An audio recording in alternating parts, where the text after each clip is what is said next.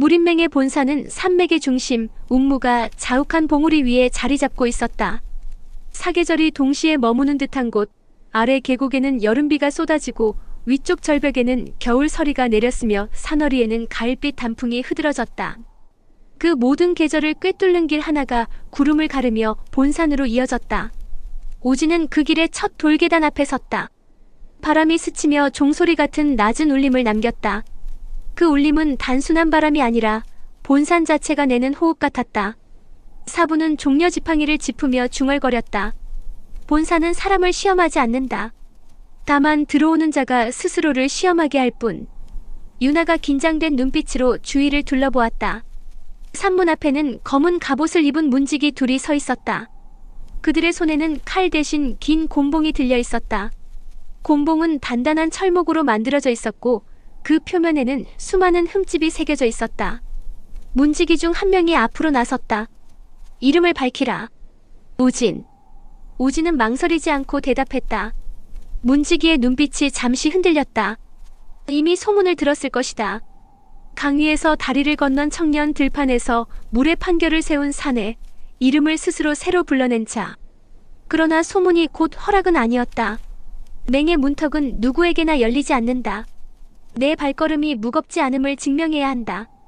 말과 동시에 문지기가 곤봉으로 돌계단을 두드렸다. 계단 전체가 울림을 내뿜었고 그 울림은 계단을 타고 산 위로 퍼져나갔다. 첫 시험은 돌판의 순결이었다.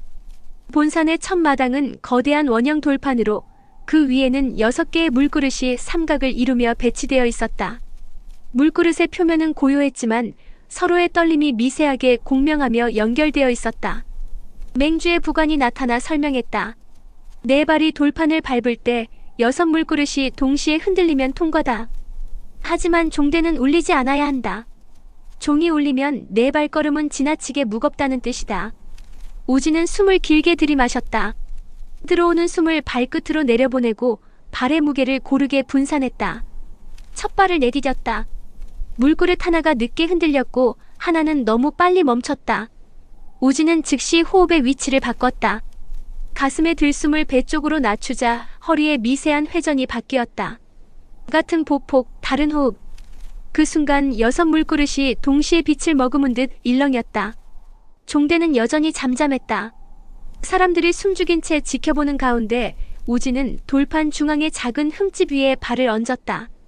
물그릇이 동시에 고요를 되찾았다. 부관의 목소리가 울렸다. 첫 시험 통과.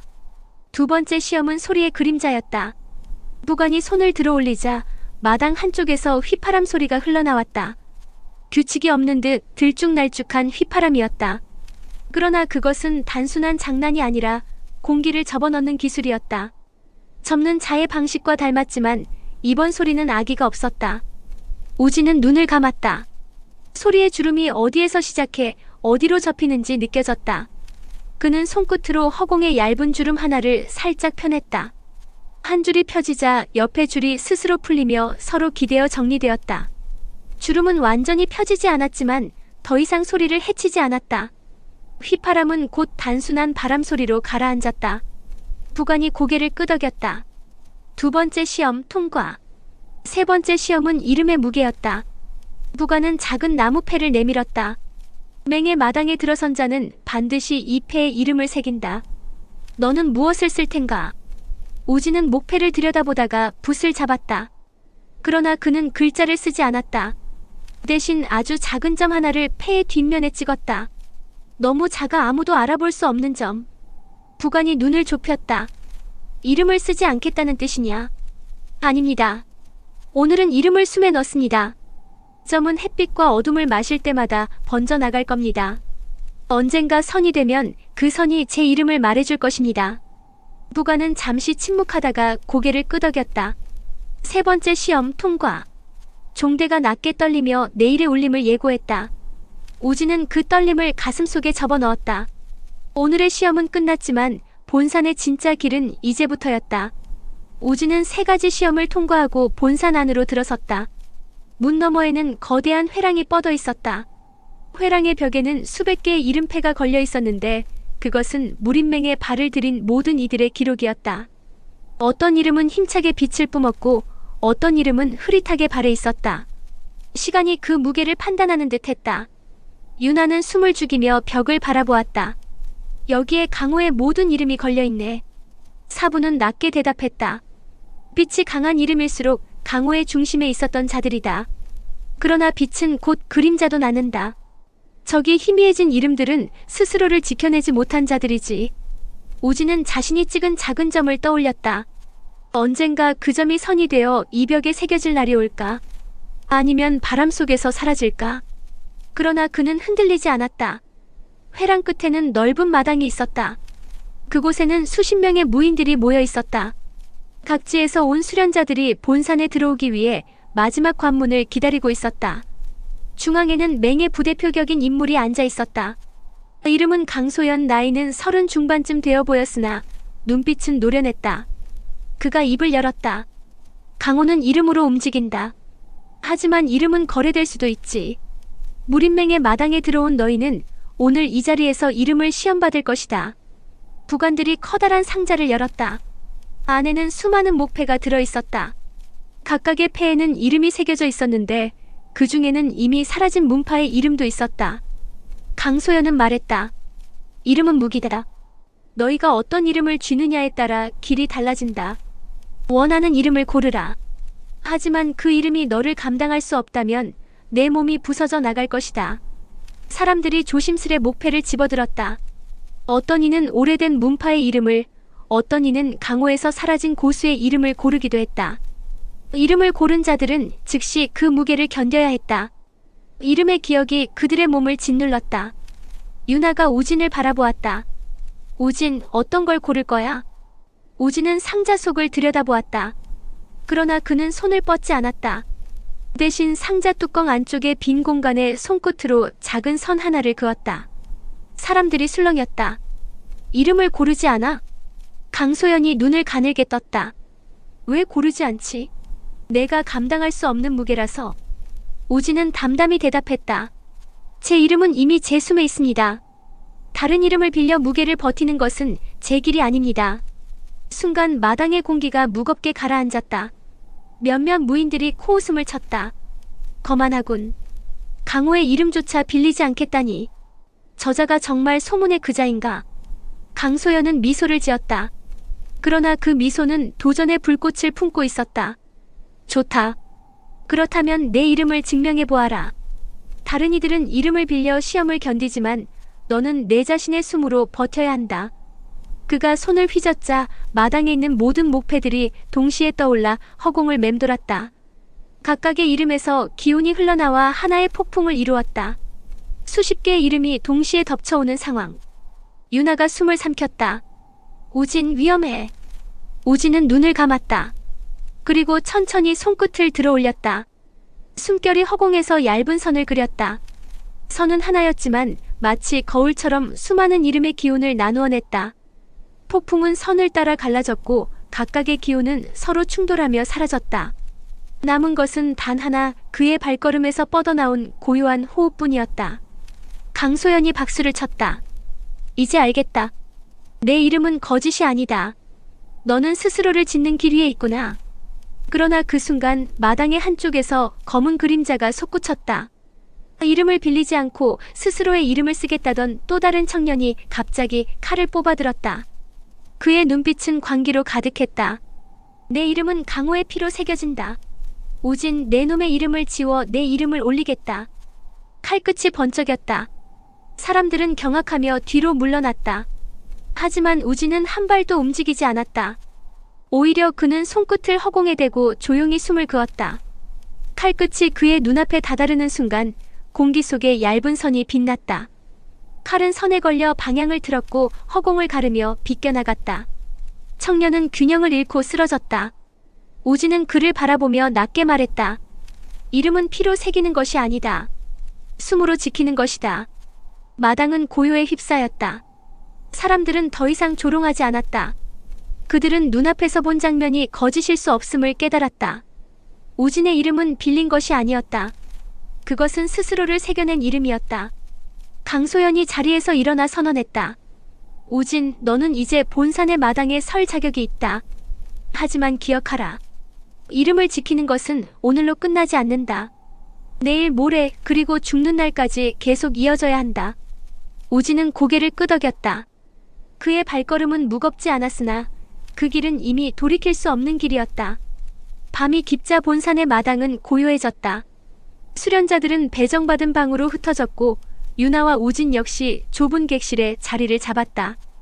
불빛은 희미했지만 창밖의 달빛이 방 안을 은은하게 비추었다. 유나는 긴장된 눈빛으로 창문을 닫으며 속삭였다.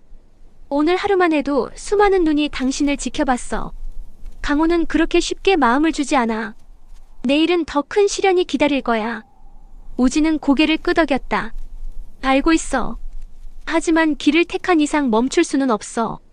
사부는 구석에서 지팡이를 세워두고 앉아 있었다.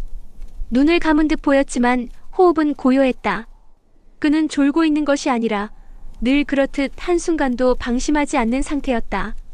그때 갑자기 바람이 흔들렸다. 창문은 닫혀 있었지만 방 안 공기가 미묘하게 뒤틀렸다.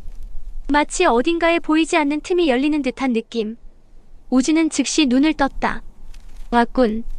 순간 방 안이 어둠에 잠겼다. 등불이 스스로 꺼져버린 것이다. 바닥에 검은 그림자가 스멀스멀 퍼져나갔다. 그 그림자는 곧 형체를 이루더니 전신을 검은 천으로 두른 자들의 모습으로 변했다. 암살자들이었다. 이름을 새기기도 전에 지워야 한다. 맹주는 내 이름을 받아들이기 전에 우리가 먼저 거둔다.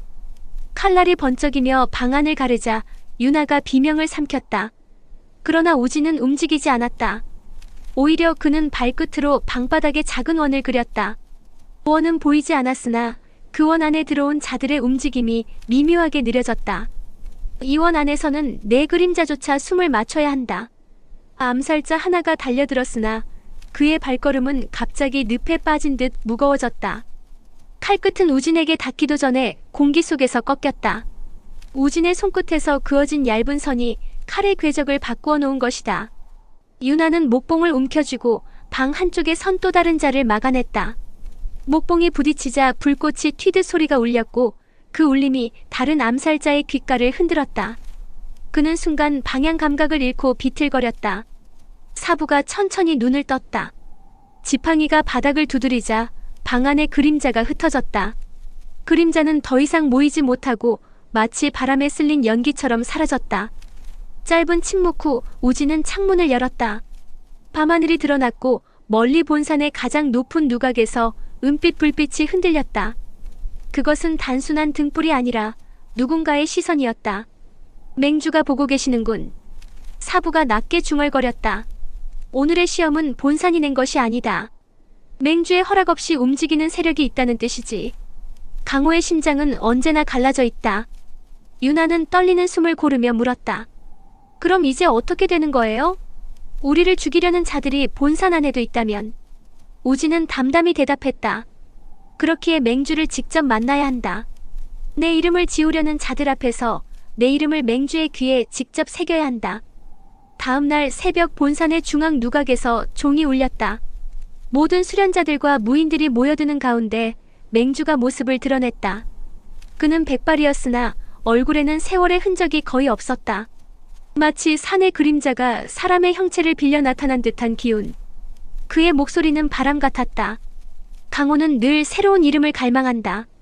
그러나 새로운 이름이 나타날 때마다 낡은 이름들은 자신들의 자리를 지키려 피를 흘린다.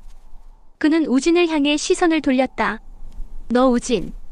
내 이름이 어젯밤에도 지워지지 않았다고 들었다. 내가 직접 내 앞에서 그 이름을 증명해보아라. 사람들의 시선이 일제히 우진에게 쏠렸다. 어떤 이는 기대했고 어떤 이는 두려움에 떨었다. 그러나 우진은 흔들리지 않았다. 그는 한 걸음 앞으로 나섰다. 제 이름은 우진입니다. 어제도 오늘도 내일도. 그 이름은 숨으로 이어지고 발걸음으로 남습니다. 그것이 제가 걸어가는 길입니다. 맹주의 눈빛이 깊어졌다. 그는 고개를 천천히 끄덕였다. 좋다. 오늘부터 너는 무린맹의 길손이다. 길손은 누구의 명령에도 얽매이지 않고 강호의 길을 걷는 자다. 하지만 길손의 이름은 언제나 시험받는다.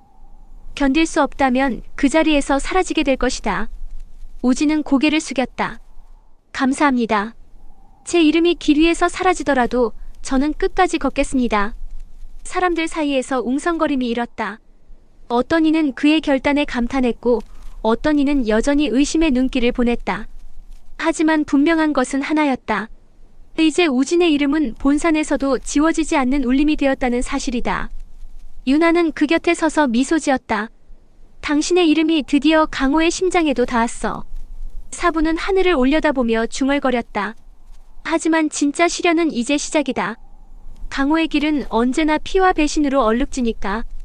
그날 밤 우진은 본산의 높은 누각에서 다시 달빛을 바라보았다. 그의 이름은 아직 가볍다. 그러나 그 가벼움이 언젠가 세상의 무게를 견딜 수 있을 만큼 단단해질 수 있을까? 그는 스스로에게 답했다. 숨결이 이어지는 한 나는 흔들리지 않는다. 내 이름은 우진이다.